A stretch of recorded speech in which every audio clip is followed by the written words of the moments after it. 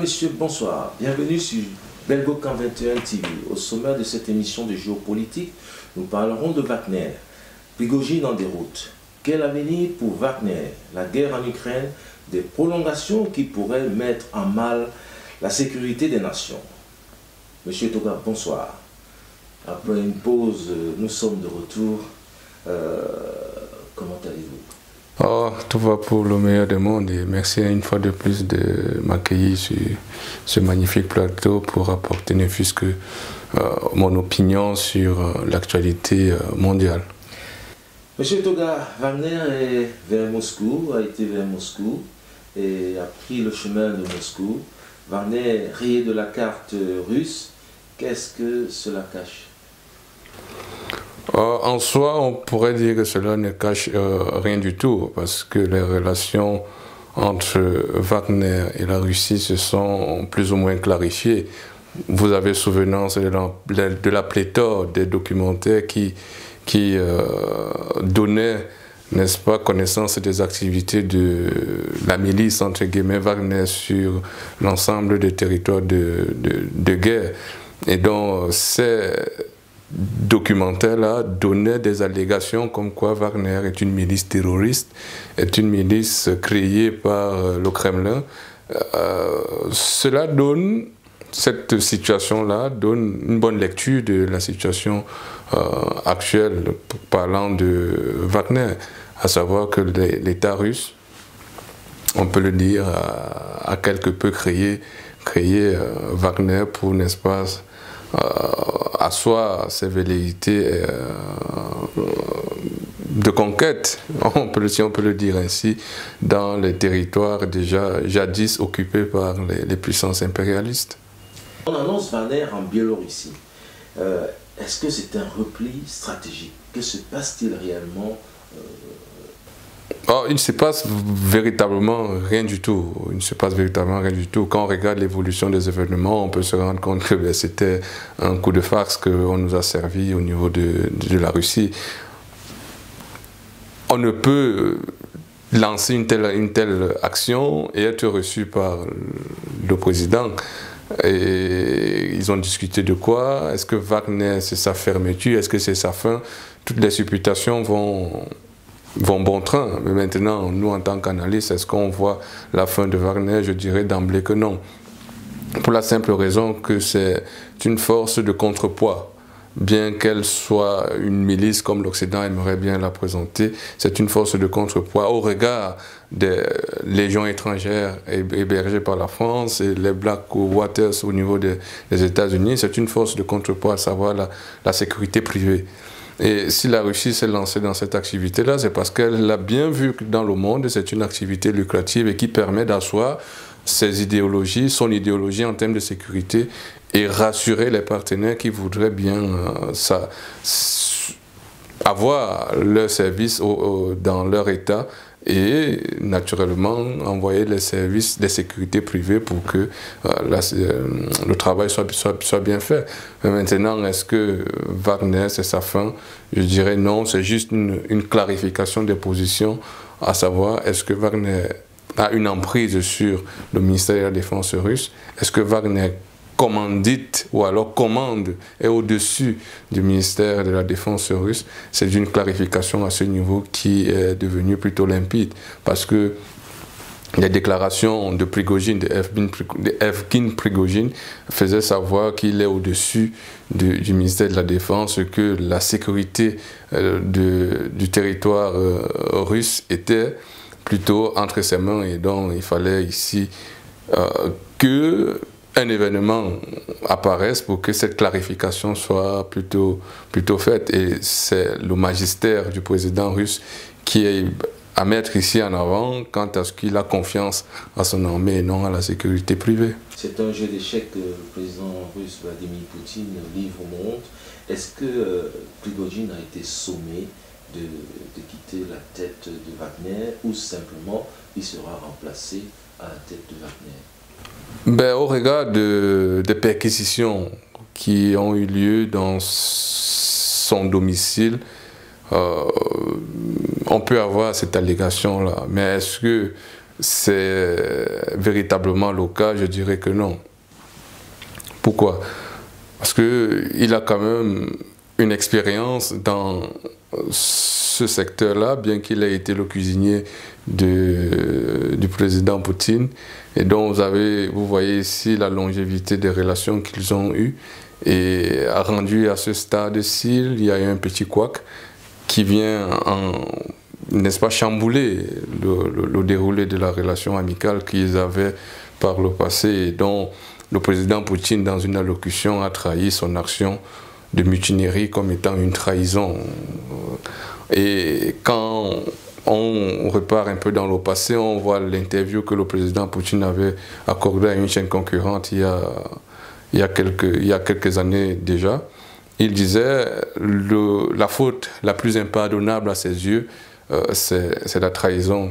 Et qualifier la mutinerie que Evgeny Prigojine a tenté au niveau de la Russie permet au président Poutine de dire, même dans ses relations amicales, il peut être ferme. Pas qu'il peut, il est ferme. C'est en cela qu'on reconnaît la grandeur de ce dirigeant-là qui mène aux destinées de la Russie, non pas par complaisance, mais par une rationalité qui est perdue dans la gestion des affaires publiques et politiques dans ce monde. Il n'y a pas d'amitié qui vaille dans la destinée des nations, c'est juste une question de rationalité et de la volonté générale qu'on mettrait plutôt en avant. Et donc, Evgeny Prigojine ici mettait plus les intérêts privés que l'intérêt général de la Russie, et donc il a été rappelé à l'ordre. Mais maintenant, est-ce qu'il faille annoncer d'emblée que c'est la fin de Wagner? Je dirais, pour faire simple, que non, c'est juste un recadrage philosophique, un recadrage en termes de vision, un recadrage en termes de mission accomplie et un recadrage en termes de respect de l'autorité étatique. Bien que vous soyez une force privée, soutenue par, on peut le dire aujourd'hui, soutenue par l'État russe, vous avez droit de donner du respect à l'autorité étatique quant à ce que ces missions qu'elle dessine ou bien aimerait atteindre soient respectées, même si vous êtes une sécurité privée. Donc vous n'avez pas la latitude de faire ce que vous voulez. Donc c'était cette clarification-là que je pense a été faite, mais la continuité de Wagner se fera et je pense que on n'entendra plus l'ensemble de ces couacs-là parce que il y a cette clarification-là, et bien que vous avez entendu, elle est partie en Biélorussie, et c'est 5000 soldats. Il y a eu une base au Bélarus qui a été offerte, où Wagner peut héberger près de 5000 soldats, et donc vous voyez que si une porte se fait... Aux dernières nouvelles, Wagner formait les soldats biélorusses. Oui, c'est une des raisons qui pousse à dire que Wagner ne peut aucunement être dissous, aucunement, parce que c'est une force de dissuasion, c'est une force qui permet aujourd'hui à n'importe quelle armée de craindre de lancer une quelconque attaque, parce qu'on sait que c'est des va-t-en-guerre, elle est constituée de prisonniers qui sont relaxés après leur mission, et quand vous avez des prisonniers au sein de votre groupe, vous avez cet avantage-là, que ce sont des sacrifiés, et donc en Occident on appelle cela la chair à canon. Je me dis, Wagner est dans la continuité de ses ambitions de développement. Et donc, la Russie aujourd'hui, si elle s'est fait mordre par son poulain, elle a juste un peu serrer les boulons pour recadrer les égards qu'il pourrait sortir des idées individualistes de quelques-uns. Le président Zelensky a annoncé une contre-offensive et quelques kilomètres carrés du côté de Bakhmout ont été repris par les Ukrainiens. Est-ce que la contre-offensive ukrainienne est un succès? Certains, bon, pas que certains, en Occident, on veut masquer cela comme étant une non-préparation, on veut masquer, de dire que c'est une défaite en utilisant des arguties, mais il faille ici constater la défaite de cette contre-offensive qui dure déjà, pour faire prosaïquement, 2 mois. Mais sans grand résultat. On parle de 14 km engrangés. Tout récemment, la Russie a aussi lancé, si on peut appeler cela contre-offensive, à récupérer ou alors à gagner 2 km de territoire. Donc vous voyez, c'est un ballottage comme ça, il y a offensive contre offensive, offensive contre offensive, ce qui permet de dire que les positions sur le terrain sont plutôt figées et la guerre s'enlise. L'épuisement des hommes sur le terrain se fait déjà ressentir parce que le renouvellement des effectifs peine un peu, parce que avec la corruption qu'on ne fait que constater dans les rangs de l'Ukraine, vous avez, c'est peut-être une anecdote ou une digression, le président Zelensky s'offusque d'un de ses députés qui est aux îles Maldives pour faire la fête quand sa population est en souffrance. Et donc, vous voyez que même si les positions, la contre-offensive avait pour ambition de récupérer les territoires selon un laps de temps donné, il est fort de constater que cela n'est pas le cas. Et donc 14 km en 2 mois, c'est juste une déception, une défaite du côté des Ukrainiens qui ont peut-être manqué de préparation ou bien manqué d'équipement. Quand on sait bien que l'ensemble de l'équipement mondial arrive en grande pompe au niveau de l'Ukraine, on se demande qu'est-ce qui n'a pas marché. Et justement, qu'est-ce qui n'a pas marché? Le président français Emmanuel Macron a annoncé à son arrivée au sommet de l'OTAN que la France allait livrer des missiles longue portée Scalp à l'Ukraine. Est-ce que c'est une guerre sans fin qui pointe à l'horizon après environ 500 jours de guerre? Vous savez, si on s'interroge, est-ce que c'est une guerre qui ne connaîtra pas de fin? On est en plein dans le cœur du problème, parce que l'idée de base voudrait que quand on est humain, quand il y a un conflit pareil, on s'assied et puis on discute, on regarde les solutions qu'on peut retrouver. Mais ici, l'idée de base, c'est que la guerre doit continuer. Depuis le début déjà, 2014, vous avez entendu toutes les sanctions. Après 2014, vous avez entendu l'annexion de l'Ukraine, après l'annexion de la Crimée. Après l'annexion de la Crimée, vous avez entendu les pro-russes. La Rada qui sanctionne la langue russe. Elle ne veut plus entendre parler de la langue russe sur son territoire. Vous avez les ambassadeurs des États-Unis qui, sur le territoire ukrainien, engagent des révolutions de couleur contre le pouvoir pro-russe. Yanukovych et son gouvernement. Après tout ça, vous avez la Bourgousma. Bourgousma aujourd'hui est une information publique. À savoir que les États-Unis, par l'entremise de quelques-uns de ses citoyens, ont des actions sur le territoire ukrainien pour se faire, comme on dit prosaïquement au quartier, du blé. Et donc Hunter Biden entre en jeu.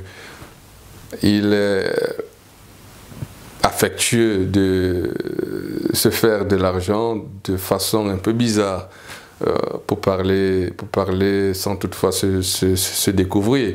À savoir qu'il a investi dans les affaires de Bourgousma. Et Bourgousma, c'est quoi? Dans une de nos émissions, nous avons parlé de ce que Bourgousma, c'est une entité qui regroupe diverses activités économiques sur le plan militaire, sur le plan sanitaire, la recherche dans les armes biologiques. Et donc vous avez ça. Et le scandale de Hunter Biden qui affecte naturellement le président Biden parce que l'affiliation exige, il ne mérite pas voir son nom sali au niveau international et salir l'ensemble du pays qu'il dirige.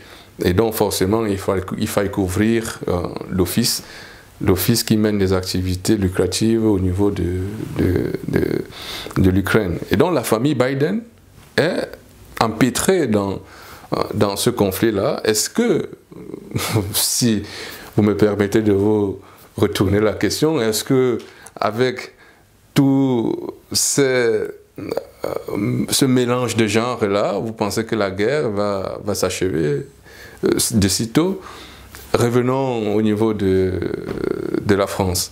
Les missiles Scalp, pas qu'il semblerait envoyés, mais qui ont été envoyés déjà parce que l'ambassadeur russe le signifie que près d'une cinquantaine de missiles ont été envoyés pour soutenir les activités militaires de l'Ukraine dans son modèle de défense dans le conflit qui l'oppose avec la Russie. Mais on ne peut que mener ce genre d'activité si au préalable on ne pense pas que la guerre va s'achever. Si on a à cœur la fin de la guerre, je pense qu'il y a une seule façon de mettre fin à la guerre, c'est de ne pas nourrir le conflit, mais c'est de travailler à ce que le conflit soit asséché à la source. Mais ici, vous voyez que les superpuissances qu'on nous a récitées pendant très longtemps, États-Unis, France, Russie, Chine et j'en passe, ne font que brandir les armes pour parler de paix dans le langage diplomatique. Est-ce que si en situation de communication, le mot guerre, aujourd'hui, est remplacé dans le langage diplomatique par paix? À ce moment-là, on se rendra compte que quand les diplomates nous parlent de discours politique au sens que la recherche de la paix, c'est plutôt la recherche de la guerre. Nous, moi particulièrement à mon niveau, je pense que si les missiles Scalp sont envoyés, les États-Unis qui ont décidé pas plus tard que hier de renforcer leur soutien financier au niveau de l'Ukraine à hauteur de 400 millions de dollars, une fois de plus, faites l'addition de l'ensemble des aides que les États-Unis ont eu à accorder à ce pays-là, vous verrez qu'il n'y a aucune réflexion qui pousse à dire qu'il y a une orientation vers la recherche de la paix, mais vers la recherche de l'embrigadement des idées que développe par exemple la Russie, qui n'aimerait pas voir, que la France et la communauté internationale n'aimeraient pas voir émerger sur la scène internationale. C'est à se demander si l'ensemble des cours que nous voyons dans les universités pour la résolution des conflits tiennent encore la route au regard de l'incapacité de tous ces mentors du savoir dans la recherche des résolutions de conflits, n'arrivent pas à imposer leurs idées, surtout sur ce conflit-ci, parce qu'ils sont empêtrés dans une guerre d'intérêts qui n'aide pas à la recherche de la paix. Le président Poutine faisait allusion lors de son dernier discours à 150 milliards de dollars donnés à l'Ukraine contre 60 milliards uniquement aux pays pauvres. Est-ce que c'est raisonnable de vouloir parler de la paix et investir pour la guerre? Mais il fait bien de le mentionner parce qu'il met là encore au goût du jour ce double standard, ce double standard de façon magistrale. Parce que cette clarification en termes d'aide permet à nous, populations africaines qui souffrons du terrorisme au même titre que les autres pays tels que le Yémen et j'en passe, n'ont pas connu un tel soutien, bien qu'ils aient demandé. Le soutien qui venait, c'était pour, n'est-ce pas, on vous l'accorde, mais avec un moyen, ou alors je dirais plutôt une force de domination sur l'orientation que on donne à cette aide-là. Je prends le cas cet avion que les États-Unis ont donné au Cameroun, avion c'est un bien grand mot, c'est la SECNA je pense c'est un type d'appareil volant militaire qui permet la surveillance. Au plus fort de la crise au niveau de l'extrême nord, Boko Haram qui nous frappe, les États-Unis s'estiment généreux et nous donnent un de leur arsenal qu'ils aimeraient voir déjà à la poubelle et qui encombre, n'est-ce pas, leur stock. Ils nous donnent cela, je ne sais pas s'ils nous ont donné ou on a acheté. Et donc, patatras, à la réception de ce don-là, l'ambassadeur d'alors, Ballerin, signifie au ministère de la Défense camerounaise que il n'aimerait pas voir cet engin utilisé par exemple dans le territoire du nord-ouest et du sud-ouest parce que c'est un appareil militaire qui doit juste servir pour la défense du Cameroun dans le terrorisme de Boko Haram. Il ne veut pas voir cette arme-là utilisée dans le nord-ouest et le sud-ouest. Vous voyez que l'aide militaire est orientée et dictée. Il n'y a pas une liberté d'usage de quelque aide que ce soit. Mais au niveau de l'Ukraine, qu'est-ce qui se passe? Il y a l'aide et il y a une liberté d'usage de cette aide-là. Et on continue à profusion à donner. Mais dans les pays tels que le Cameroun, l'aide n'est pas facilement octroyée. Parce que nous sommes, il faut le dire, des sous-hommes et on doit mourir. On remplit la planète. On remplit la planète. Des pays périphériques qui remplissent la planète parce qu'on n'apporte rien. Le président, c'est Macron ou Sarkozy qui disait les Africains font beaucoup d'enfants. Et donc, vous devez vous entretuer. On n'a rien à foutre de vos vies et donc entretuez-vous. Mais quand ça arrive aux portes de l'Europe, la race qu'il faille sauvegarder, vous voyez toutes les aides qu'on envoie, contre qui?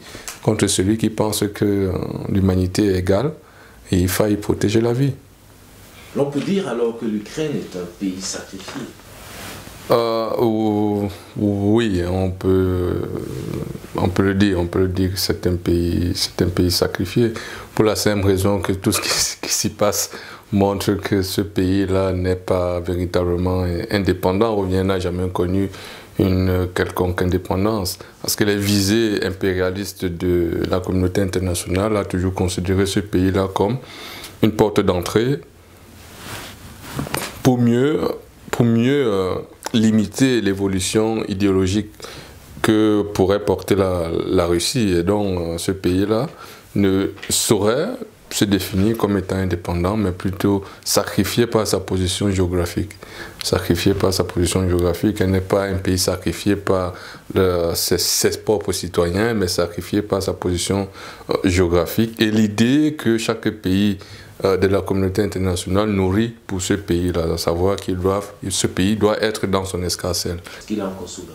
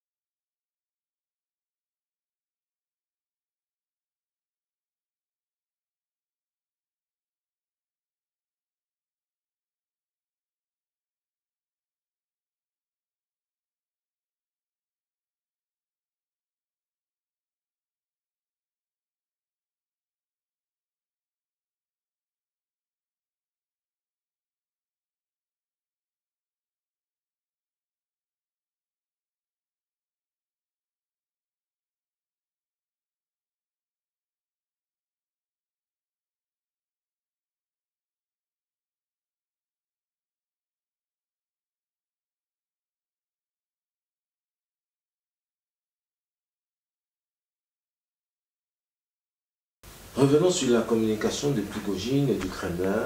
L'armée régulière russe a récupéré plusieurs armes lourdes détenues par Wagner. L'on sait que Prigojine, chef de la milice Wagner, a toujours proclamé haut et fort qu'il ne disposait pas de munitions et des armes lourdes pour combattre.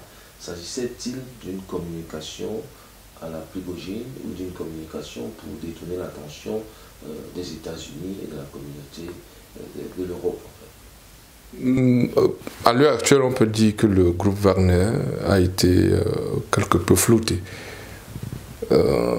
Parce que les ambitions qu'ils se sont données dès le départ montraient au fil du temps qu'ils s'écartaient déjà.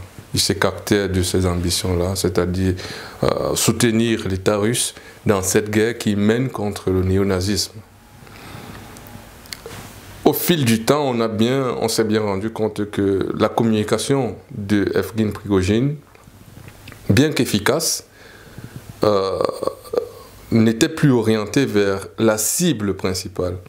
Elle s'est détournée pour s'attaquer à l'homme fort au niveau du Kremlin, l'homme en qui le président Poutine a fait confiance pour la destinée du management de l'ensemble du corps militaire au niveau de la Russie. Et donc, Evgueni Prigojine s'est attaqué à cet emblème-là, parce qu'on peut considérer que c'est un emblème, parce que tous ces militaires-là lui doivent respect et obéissance, parce qu'ils exécutent les ordres qu'ils donnent, les missions qu'ils donnent à la lettre. Evgueni Prigojine entre donc en opposition à ce management militaire, parce qu'il estime qu'il est trop frêle, il n'est pas d'empoigne. Il n'a pas la carrure, ses médailles sont des fausses médailles.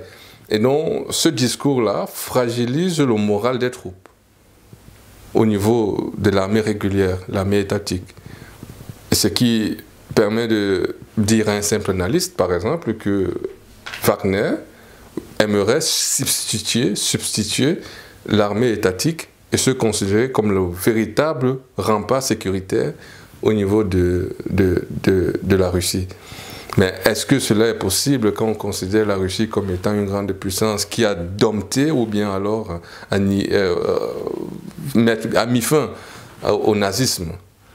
Ce n'est pas Wagner qui a mis fin au nazisme, c'est l'armée russe qui a une véritable expérience dans l'art de la guerre. Wagner, c'est les histoires de 2010. Un colonel qui a lancé cette activité-là avec le soutien de l'État, enfin, c'est ce qu'on est aujourd'hui, et Evgueni Prigojine comme co-associé, comme co-constructeur de cette armée-là, de cette milice privée. Et donc, cette communication, ma foi, n'a pas aidé aux ambitions que s'est donné la Russie. Elle a détourné le message. Le message n'était plus centré. Il s'est un peu détourné par les agissements d'un seul homme, Wagner. Et donc, vous avez vu l'ensemble des recadrages que le porte-parole au niveau du Kremlin a eu à donner. Même le ministre de la Défense russe ne s'est aucunement prononcé sur les égarements de Wagner. C'était toujours le porte-parole qui venait toujours mettre un peu la pédale douce dans cette déclaration-là, qui nourrissait l'ensemble de l'establishment médiatique au niveau de la communauté internationale pour dire que il y a un schisme au niveau de la Russie. Les ambitions de conquête du président Poutine sont mises à nu et n'est plus soutenu par l'ensemble de la population ou bien l'ensemble des acteurs qui sont sur le terrain. Il y a comme un décalage de vision à l'heure actuelle. Et donc ce décalage de vision-là a produit la mutinerie qu'on a vue au niveau de l'Ukraine, que les médias occidentaux ont qualifié comme renversement de pouvoir ou bien tentative de renversement de pouvoir ou bien tentative de coup d'État au niveau de l'Ukraine, et amplifier la chose pour montrer que Poutine n'est pas à la hauteur de la destinée de ce grand pays qu'est la Russie. Et vous voyez que le management du président Poutine a donné tort à ces gens-là, parce que la communication que faisait le milicien, si je peux l'appeler ainsi, Evgeny Prigojine, l'a rattrapé. Parce qu'il s'est frotté à la personne qui le nourrit. Il s'est frotté à la personne qui lui donne les marchés. Il s'est frotté à la base même de son activité économique. Et donc, rendu à l'évidence que on ne peut pas affronter l'État, Evgeny Prigojine baisse la garde, et les médias occidentaux, vous avez souvenance de tout le tapage médiatique de cette journée quand on regarde le déroulé. Tentative de coup d'État, Poutine n'est plus au pouvoir, Poutine, on a tout entendu. Mais à la fin, on s'est rendu compte qu'à l'allocution du président Poutine, qui rappelle ses idéaux et ses principes de gouvernance, a montré son tact dans la négociation, son tact dans le management des affaires, pour rappeler au monde entier qu'il n'est pas là pour sacrifier son peuple. Il n'est pas là pour aussi donner libre cours aux armées privées de prendre possession du pouvoir. Il n'est pas aussi là pour assouvir les besoins d'une quelconque amitié. Son ambition, c'est gouverner la Russie, mener à sa destinée qu'il a définie en tant que chef d'État. Et donc, tout égarement, toute trahison sera sanctionnée. Voilà la quintessence de son discours. Et rendu maintenant à la communication de Evgeny Prigojine, vous voyez qu'il y a un recadrage total. On recadre tout. On ne laisse plus les égarements. C'est quoi l'objectif de communication? C'est de dire qu'il y a les néo-nazis qu'il faille décimer, qu'il faille mettre hors d'état de nuire. Il y a la russophobie qu'il faille lutter, qu'il faille mettre en berne. Il y a le troisième objectif que j'oublie au passage, permet de dire que M. Evgeny Prigojine, venez un peu vous asseoir ici à ma table, non pas comme le président Macron qui était tout loin, non pas comme le secrétaire de l'ONU qui était tout loin, non, mais assois-toi tout près de moi, on va un peu causer comme des amis et voir en soi pourquoi est-ce que notre amitié se retrouve à ce stade-ci. Et je pense qu'il faudrait que tu fasses ça. Mais il y a une des conditions que Evgeny Prigojine n'a pas acceptées, et donc elle n'est pas connue pour l'instant, mais j'espère que dans le déroulé des affaires, on connaîtra cette raison-là. Et la communication est rentrée dans son état normal. Le ministère de la Défense russe prend le dessus sur Wagner, qui est une force de pénétration. Après pénétration, il y a remplacement par la force étatique. Et c'est comme ça le déroulé normal des opérations depuis le début de la crise. Mais vous avez aussi cette trahison, pas trahison, ce ressenti, ce petit ressenti que Evgeny Prigojine avait quand il menait ses conquêtes, ces batailles qu'il gagnait sans toutefois la reconnaissance de l'État. Et donc ça a un peu poussé à ces égarements de communication-là, et ce qui a poussé à la mutinerie et aujourd'hui à son musellement. Pour finir, est-ce que le président Poutine est en difficulté sur le plan national? Oh que non, le président Poutine est conforté dans ses positions. Le président Poutine est conforté dans ses positions. À l'issue de la mutinerie, on se rend à l'évidence que le peuple russe, soudé comme un seul homme, a soutenu les positions prises par son leader, et donc on ne peut que constater qu'il est conforté dans ses positions et dans ses ambitions de redorer le blason du russe partout où besoin sera. Et donc les objectifs tels qu'ils ont été énoncés sont clairs, et je pense que l'ensemble des Russes ont adhéré à ce discours-là, ont compris le sens que le président Poutine donne à cette lutte-là, Et vous avez son dernier décret, conforte encore ses positions dans ce sens-là, parce qu'il n'y a aucune manifestation pour dire qu'il y a un musellement d'une quelconque classe sociale ou d'un quelconque groupe social qui se considère comme étant une minorité. Vous savez, le changement de sexe, il a donné une loi qu'il ne veut pas voir ça sur son territoire. Et si il y a un tel décret qui est promulgué dans un pays de la communauté internationale, je pense que cet état-là va disparaître. Mais aujourd'hui, le président Poutine est là pour la sauvegarde de la vie, la continuité de la vie, et donc l'ensemble de ces populations adhèrent à ce discours-là. Vous n'avez qu'à entendre les quelques interviews qu'ils accordent aux médias occidentaux, et ils le déifient en quelque sorte. Et donc, je pense que le président Poutine est conforté dans ses positions. Il est loin de ce que l'on peut entendre dans les médias occidentaux, comme quoi c'est un fou. Mais il est un homme éclairé, au sens, ou bien à la lecture des déclarations des citoyens russes. C'est ici que s'achève cette émission de géopolitique. Nous sommes de retour. Je vous dis à très bientôt.